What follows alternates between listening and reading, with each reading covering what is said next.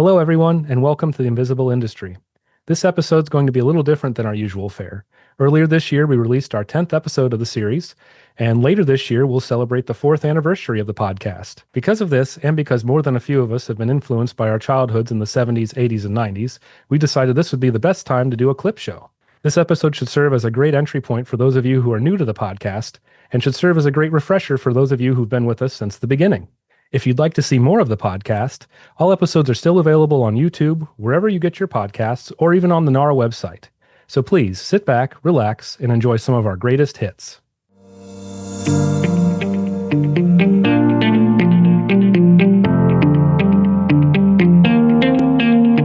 Hi, everyone, and welcome to The Invisible Industry, a podcast where we discuss and educate on everything you didn't know about agricultural rendering, brought to you by the North American Renderers Association, or NARA. I'm your moderator, Anna Wilkinson. I'm the Vice President of Communications for NARA, and joining me is our host, Mr. Marcus Wenser. Today, we have a very exciting guest and co-host, NARA's Chairman, Michael Glenn, Ridley Bestwick, Michael Kohler, Richard Weeks, Eli Gerard, and Marty Covert, Michael Carmen, and today's guest, Michael Rath. We have with us Mr. Dave Kaluzny and Mr. Mike Carlson, Dr. David Meeker, Dr. Yanbin Shen, Dr. George Chamberlain. And on today's episode, we're talking about a very exciting topic for all of us here in the rendering industry, National Rendering Day. Careers in rendering. Today, we're going to be focusing on animal feed, the plasma industry, aquaculture. It's a My Why episode where our members can talk about the benefits of membership and why they join NARA. And without further ado, I will go ahead and turn it over to Marcus for the introductions and to get us started. In the most basic sense, rendering is recycling. It is a process that takes unwanted meat and other animal co-products and repurposes those materials into something usable. And this is no small amount of material. In the United States, 50% of an animal is considered to be inedible. In fact, if the renderers currently operating in the United States ceased operations today, all available landfills would be full within the next 4 years. In future episodes, we hope we can educate you further on this industry that you may not have known existed and show you how rendering is sustainable with its 3 pillars of environmental, social, and economic impact. We'll also discuss topics of interest to those in the rendering and its related industries and attempt to show you why rendering is especially important in the reduction of food waste.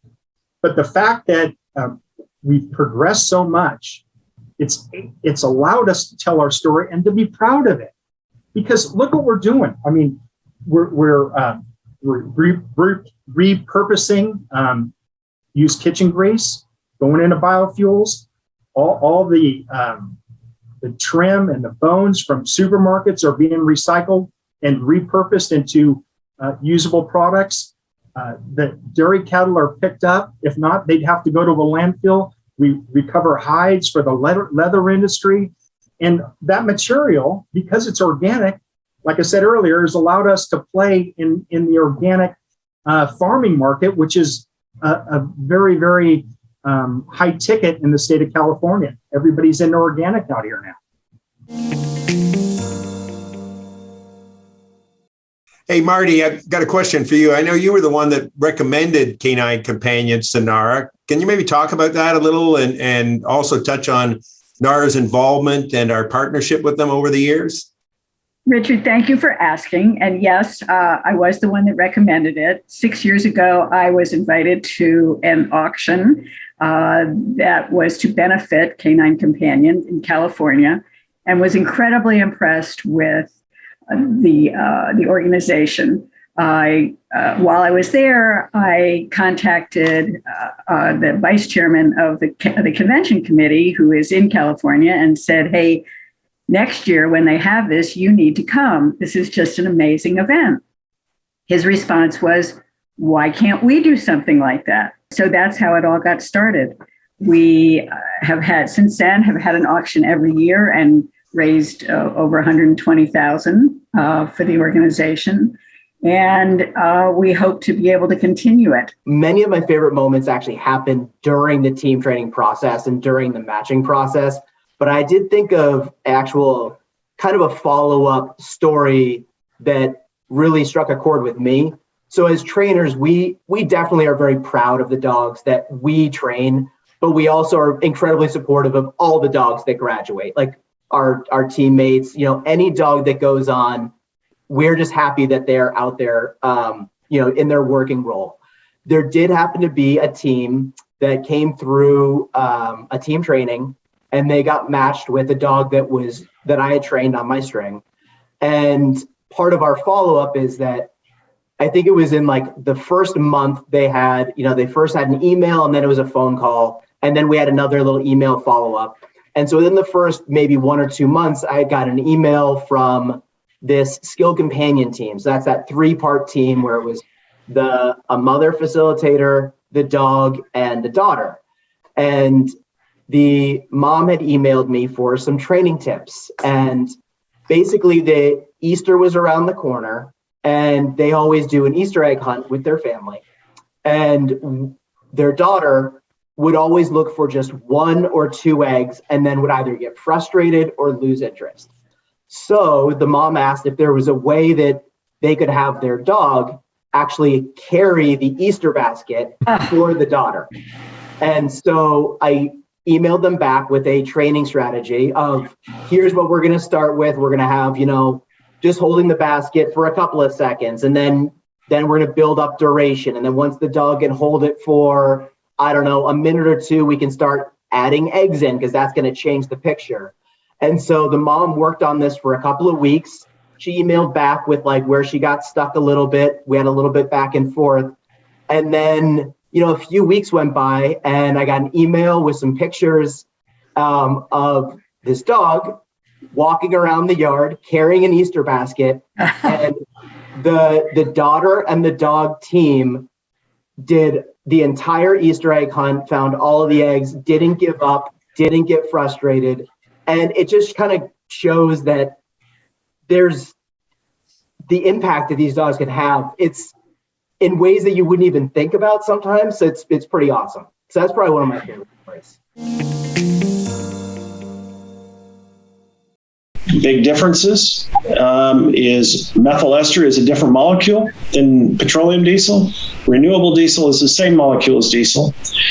Other big differences is biodiesel is much more economical. That was probably why it was very first generation, less capital to be utilized. That's kind of a description of the differences in it.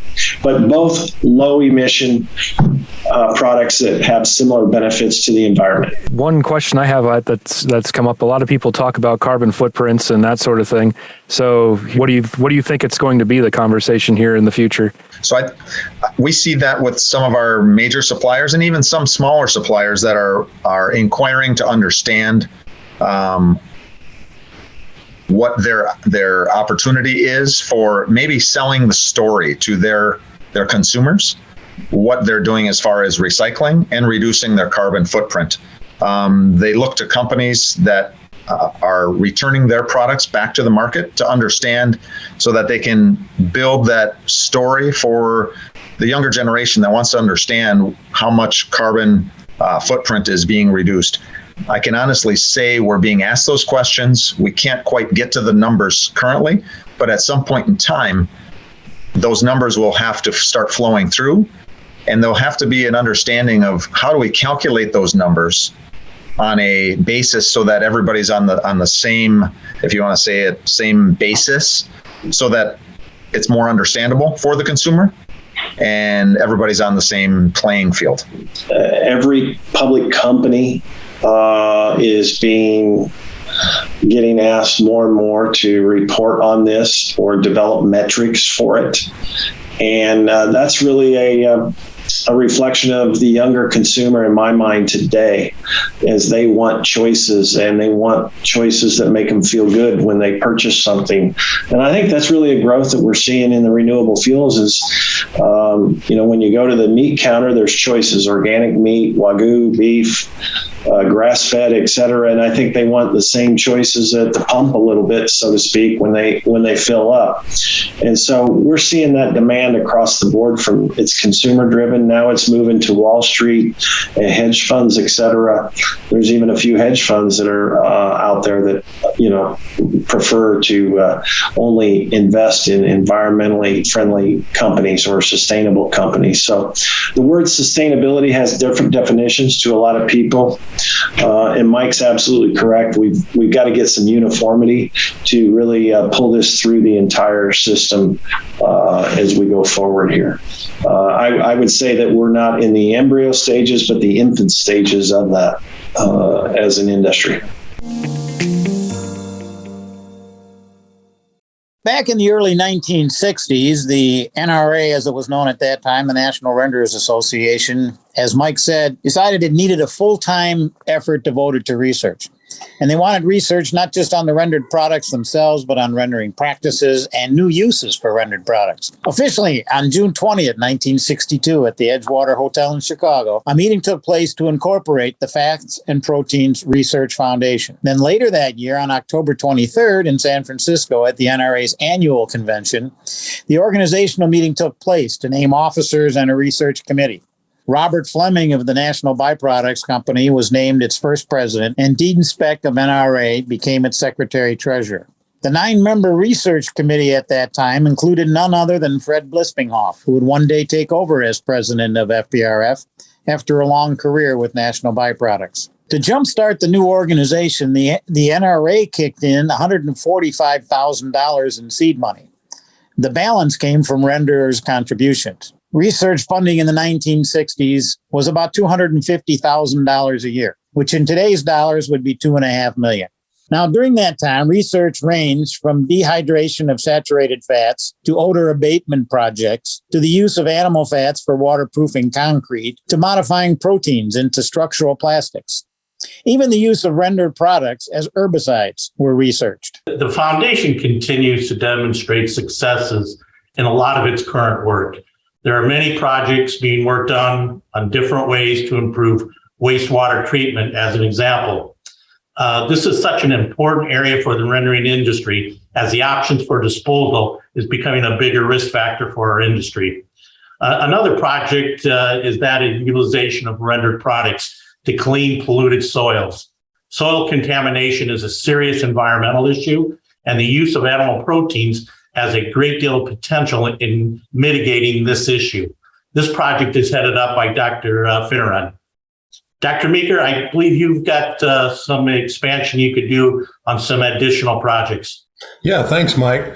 Right now, we have a full portfolio of work on many things important to renders. We have several projects, as you said, establishing new uses for proteins and fats. Rendered products can be used to feed bacteria that in turn eat up polluting chemicals in Superfund sites. These lands are so polluted they cannot be used without remediation. Meat and bone meal, feather meal, and animal fats all show promise for this use. We've had a long run of experiments using nanotechnology to pull odor-causing compounds out of the air. Now we are looking to nanotechnology also to pull heavy metals and other contaminants out of fats so they become more usable. We continue to do a range of things to improve wastewater management, as well as the products we pull out of the water. That's fats and proteins. Things like ultrafiltration using ceramic filters or other advanced filtering materials, and electrocoagulation to lessen the use of chemicals. We're working on making plastic-like materials out of proteins. As Dave Kaluzny said, this goes back a long ways, and we just keep working on new ways to use proteins. In the feed industry, I look at it and say it's just like, we're the bakers of the cake. So my job is to buy the ingredients, buy the sugar and the flour and everything, bring it in, and then we're going to put that into a cake to take it out to the customer. If you think about a pellet that we're coming into, depending on what that product is being used for and what the ultimate, so a lot of times some of the rendered products, all of it is going to be, I say all of it, most of it is going to be the protein value in blood meal, the protein value of pork meat, bone meal, et cetera. That's where the value comes. But if you take if you take blood meal, for example, that's also a very good carrier for minerals. So what that finished product will look like is going to be different depending on what we're doing. So if I think about the pelleted product, you're taking several different ingredients, and it could be, several dozen that go into mixing a ton of feed. And that process is going to be, through heat and steam.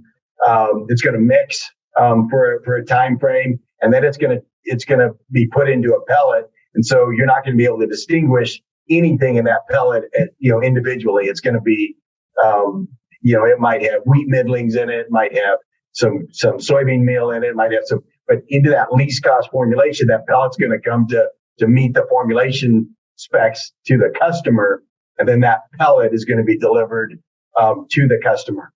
On the other side of it is we may not pellet it. We may just mix it. I'm going to say mix it very well so that it's indistinguishable, but it's just mixing. It's not going through a pelleting process. So it'll come in again, several dozen different ingredients will come in to make that finished product, but it's mixed into a meal. Then that meal is then delivered into the dairy, or to the poultry facility, or to the hog facility, or just into consumer products as well. So that's where it's going to move from point. Our process is going to be combining dozens of ingredients to make one final ingredient that meets the nutritional requirements for that customer. The need for the rendered products is essential to some of our finished products. Some things you can formulate around, but there are several things that you cannot formulate around to hit the nutritional specs that those products require without the rendered products.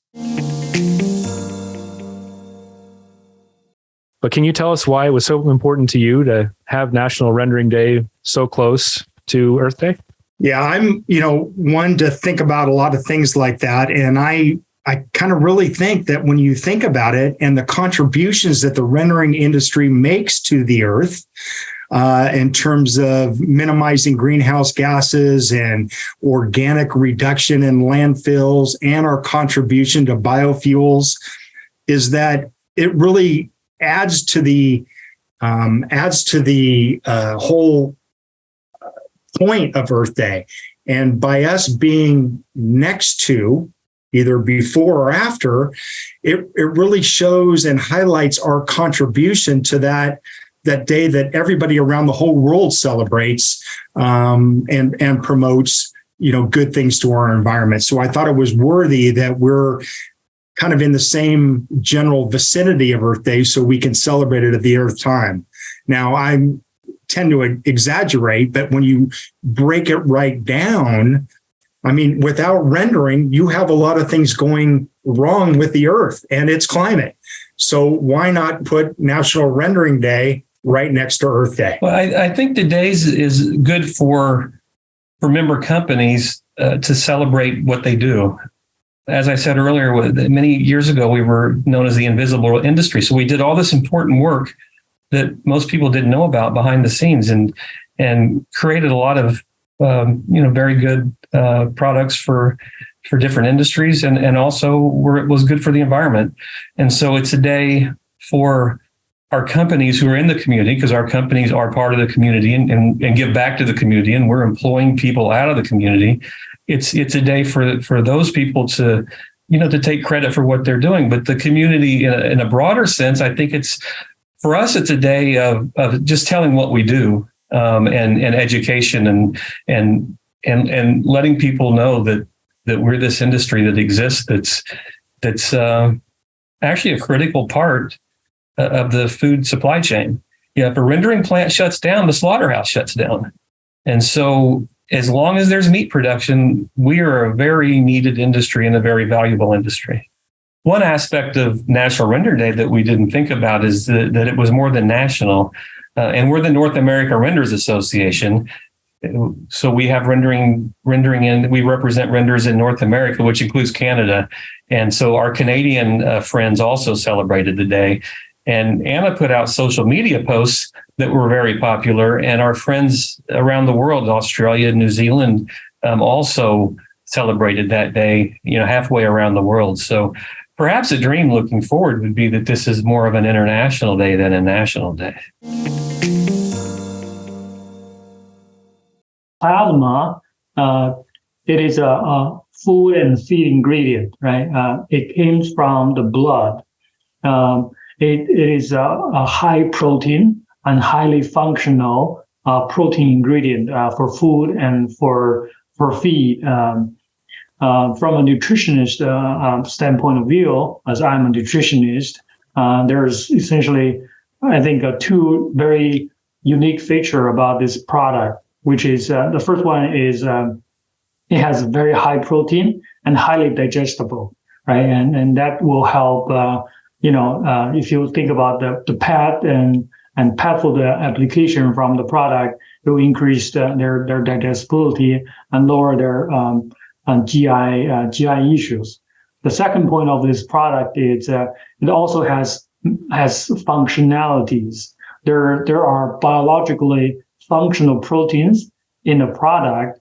Because the way we process the plasma, we can maintain the functionality from those proteins, and those functional proteins can in turn act in the GI tract and also systematically within the animal by improving their health and improving their immunities, and therefore improve productivities of farm animals or in pet food side, improve their health. Primarily use plasma into feed or pet food applications. Those are primarily how we're using plasma today. On the food animal side or feed side, we primarily use plasma in young animal feed. That include the piglet feed, cat milk replacer, chicken feed, young chicken feed, shrimps, juvenile fish feed. So primarily on the young animal side. The reason why we do that is because it's kind of a long story. About 40 years ago, when we just started a plasma business, APC is actually the business the business entity discovered this unique application of plasma in young animal feed, in young piglet feed. 40 years ago, when we run a trial with Iowa State University in piglet, they saw a huge response from the piglet in terms of improving their growth rate, intake, feed efficiency.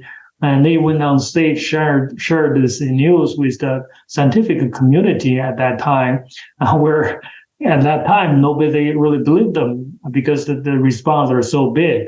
But 40 years later, piglet application in the feed are still the single biggest application we have today. What surprised you most about working in the rendering industry? I think the thing that surprises me the most initially working about the rendering industry was that just the sheer number of people that have no idea that it even exists. I think what surprised me the most was the fact that a lot of people did not know, including obviously myself at that moment, the amount of material that is recycled, material being food, but most importantly, the benefits of the byproduct and what kind of byproduct is created out of all that food being recycled. The people, our team here at Protein Products, our suppliers, relationships I've built with other renderers, our customers, that is all really, the people have really surprised me. This industry cares a lot about rendering. You have some very passionate people in and around the industry, which makes it exciting. Just what was going on. Just different stuff. It's something different every day. Now, once you get hooked on it, you kind of get hooked on it out front. There's change every day. I mean, running a plant with drivers, you first of all, you're running a plant, and then all of a sudden you're controlling drivers, you're controlling the product going in and out. Every day it's a challenge, every day is a change. What surprised me the most about working in the rendering industry is the vast scope of impact that our work has on the world around us. When thinking about the work that we're doing at just our plant and then what that product goes into, it's truly remarkable to see how essential that product is to the average American's day-to-day life. We're creating those building blocks for society, from the ingredients that go into animal feed that then feeds the population across the country, to the oleochemical applications, to then fueling of airplanes with biodiesel fuel. So whether you're waking up in the morning and feeding your dog or driving to work on an asphalt road, rendered product makes all of those things possible. And I think that's a pretty cool thing to be a part of. Well, I guess it's a different job than any job. It's different. And you can't expect the same thing every day. There's always something different going on. So I guess that's about it. I would say that the people that end up in the rendering business, you would never think that, certain people would end up in a business like this, but they do. And, they may not know anything about it, but they end up, knowing it and, really getting into the rendering business and really enjoying working here. Most of the people that work here have been here, 20 years like me. And so you end up just being a part of it. I think what surprised me most about working in the rendering industry is just the number of industries that we touch.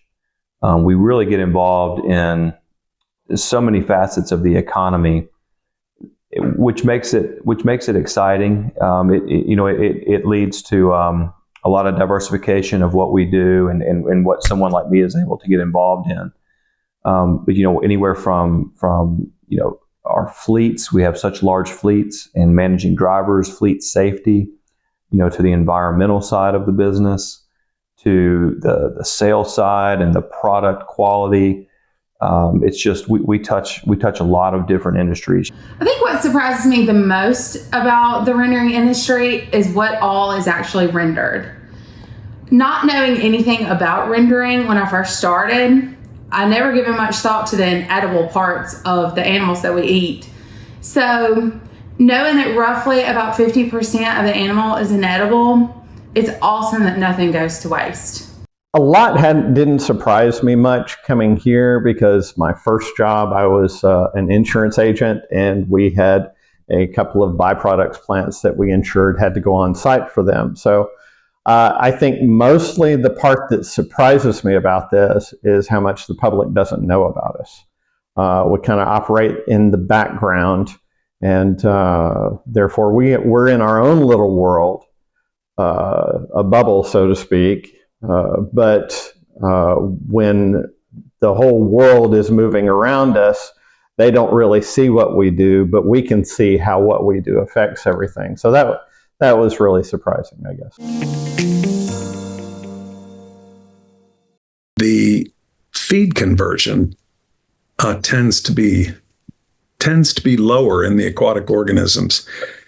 So in general, fish and crustaceans range between about as low as 1 feed conversion of 1 up to about a little over 2.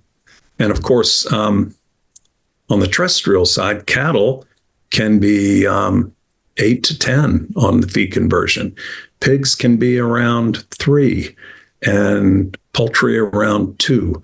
So in general, aquaculture requires a higher protein, but it's a very good converter of nutrients. And there are a couple of reasons why aquatic organisms are efficient.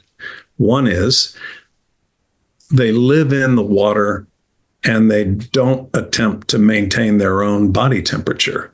Not like us. A lot of animals need to maintain a body temperature, whether it's hot or cold, and that's an energy expenditure. And the other thing is that these aquatic organisms are either buoyant in the water, neutrally buoyant, or they're on the bottom. They don't have to resist the effects of gravity like land animals. Don't have to have heavy bones, skeleton. And that's also that also saves on energy cost. I would say the one disadvantage of aquatic animals is breathing. Land animals can take a breath and there's plenty of oxygen right there all the time. In an aquaculture world, it's dissolved in water.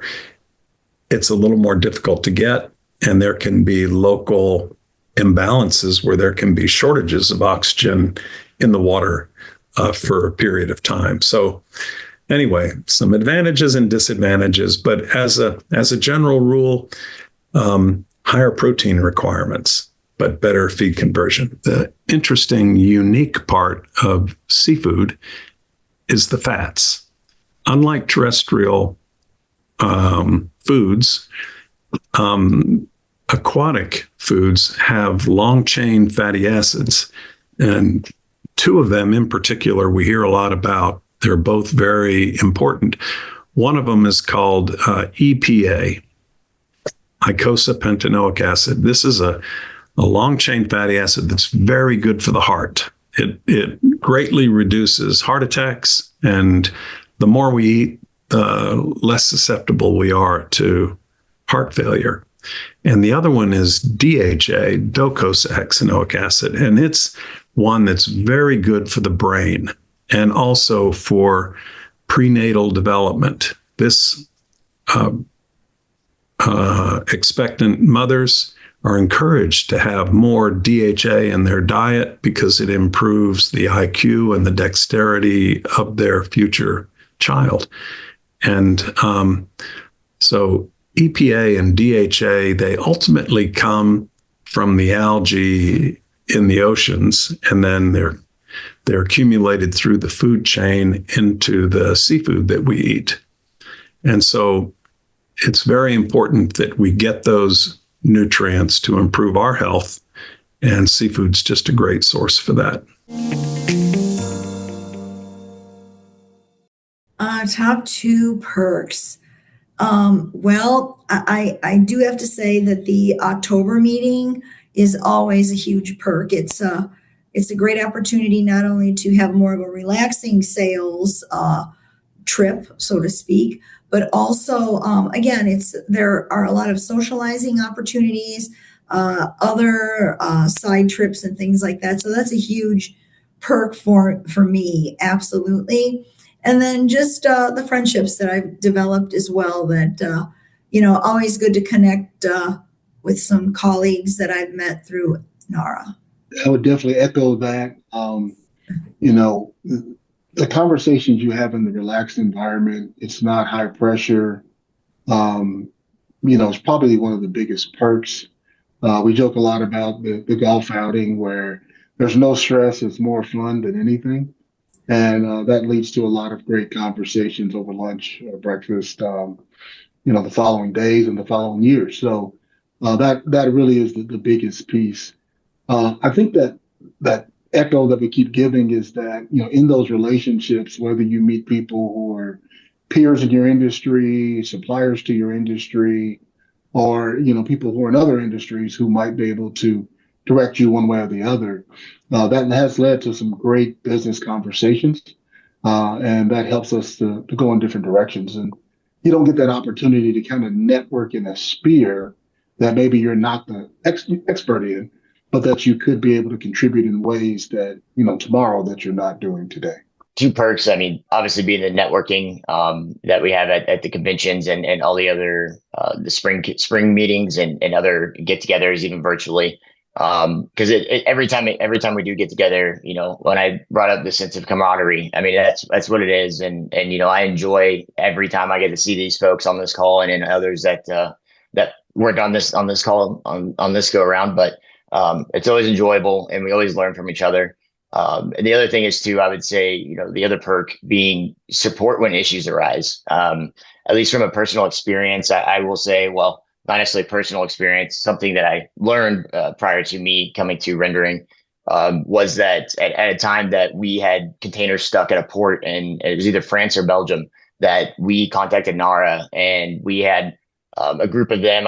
Kent was one of them, and I'm not sure who else, but flew over to to that area to help get that issue resolved. And I've heard many stories throughout, other people that have reached out and helped in the same way. So I think that's something that is a huge perk that maybe not many know as much about, but always can contact them to help out, especially on the export front, as most of us are heavily involved in that. But I definitely agree with everybody as far as the biggest perk being the people that you meet and the relationships that you build and all the networking.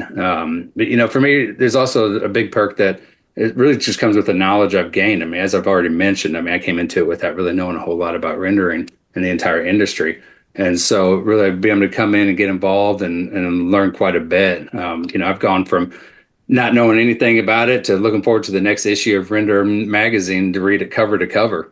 I never thought I'd go out to dinner with friends and sit there and talk about animal byproducts and how used cooking oil is used to create biofuel. And I'm sure there's times that my friends wish I didn't talk about that either at dinner, but it is what it is. But I want to add one other thing though, that it's really kind of exciting for us. I mean, we are actually starting a new strategic initiative at Travis that will be focused on collaborating with companies within industries such as rendering and organics and biosolids and others to really work together towards a more sustainable future, and how Travis can assist with that.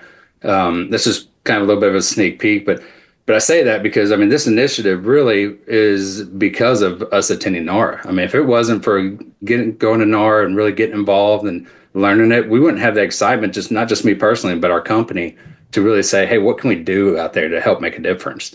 So, that's all. I give credit to NARA for that. Thank you again to all our guests for joining us today. We can't tell you how much we appreciate it. And a huge thank you again to Dr. Chamberlain. And thank you again, Michael, for joining us. We can't tell you how much it means to have the chairman on the show. Thank you again, Dr. Shen. Thank you again, Michael and Kent, for joining us. We really can't tell you how much we appreciate it. And again, thank you so much, Clark, for joining us. And Mike, thank you so much for joining us today. And Richard, Eli, and Marty, thank you so much for joining us. What a wonderful episode. Thank you again, Michael, and of course, Ridley and Marcus. And to everybody joining us from home, listening to this or watching it on YouTube, we just want to say thank you, everyone out there, for being here once again for this episode of The Invisible Industry. We hope you'll join us again. If you'd like to learn more, you can visit us at www.nara.org. Stay curious, everyone. And to all our rendering listeners out there, stay seen and stay green.